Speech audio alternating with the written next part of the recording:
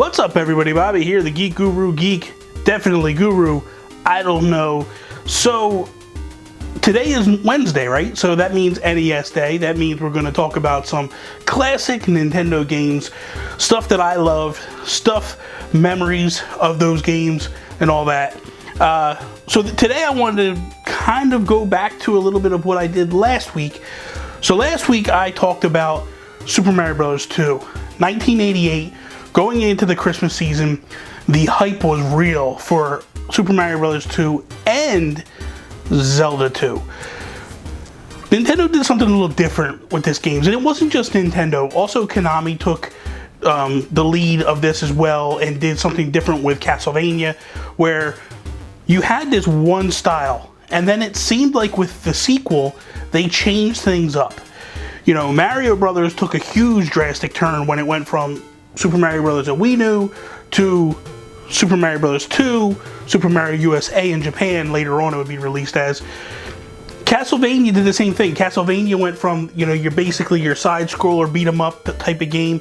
Then it shifted to an adventure game where you went into towns and talked to town folk and did all these different things. It had this weird dynamic with the time as well. Zelda 2, same thing. Zelda 1 was that top-down, you know, open world type feel, at least open world for the NES era. You know, and then they went to, still had the top down, but it was kind of weird looking.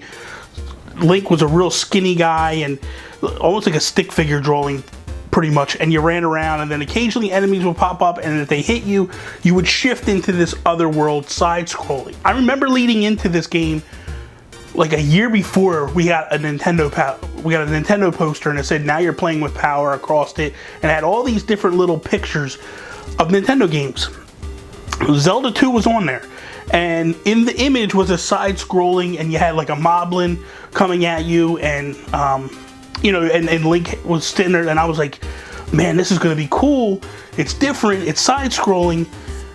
The only thing I didn't, and I feel like the only thing that I didn't really truly like about this game was the overworld. I felt like it was different. I loved the dungeons. I thought the dungeons were cool. I thought every time you went side-scrolling, I thought it was just a different aspect, and it was fun.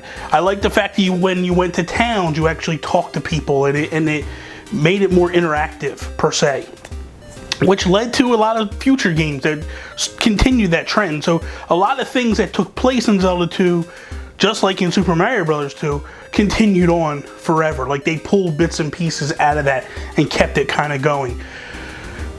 What I liked about this Zelda 2 was it was a direct sequel to Zelda 1.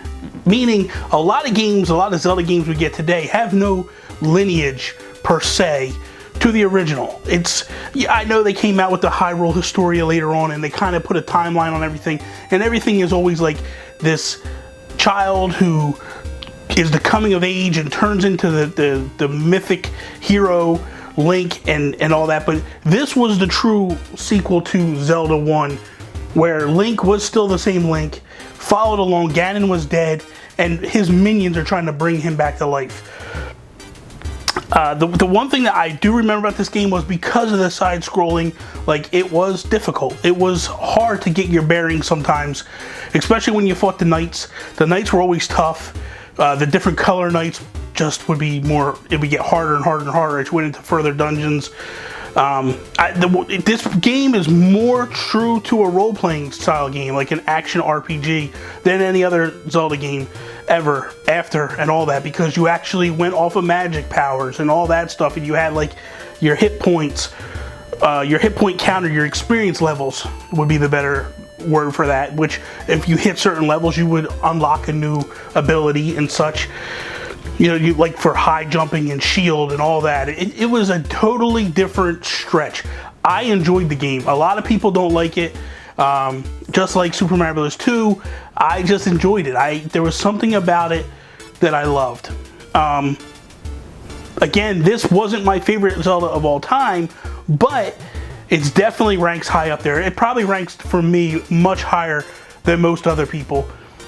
A lot of people didn't like the game at all, and I feel like at the time a lot of people loved it. It was selling out all over the place, but I think as time wore on, people didn't necessarily like it as much. And then when they went back to the over-the-top in A Link to the Past on the Super Nintendo, you kind of just felt like that was the end of Zelda 2 and you weren't ever going to see that again. And we never have seen that style again. I think that's why it holds near and dear to me, is because it's that one piece in history that China just sits out there as, it's not played, it's not loved. Not a lot of people talk about it and play it, and when you bring up Zelda list, it's never on a Zelda list as a top game. Some people would feel rightfully so. I would disagree. I like the game, I enjoy it. It's on my 3DS. I play it occasionally. I'll pop it open, play a little bit, shut it, and go play something else later on. It's one of those ones that I've beat a few times in my life. I've always wanted to go back and beat it again as I've been older, just to see if the feel was still there. So, you know, one day I will. So that is all. Hope you guys enjoyed this little Wednesday, NES Day retrospective. What did you guys feel about Zelda 2? Was it a game that you guys enjoyed? Was it a game you hated? Let me know. What did you think about it? Was it something you know, liked as a kid, and then as you grew older, you kind of grew away from it and didn't like it no more? What do you think? What do you think about the side scrolling of it? You know, let me know. So let me know in the comments below. Thank you for watching. Like, share, subscribe, all that good stuff. Peace.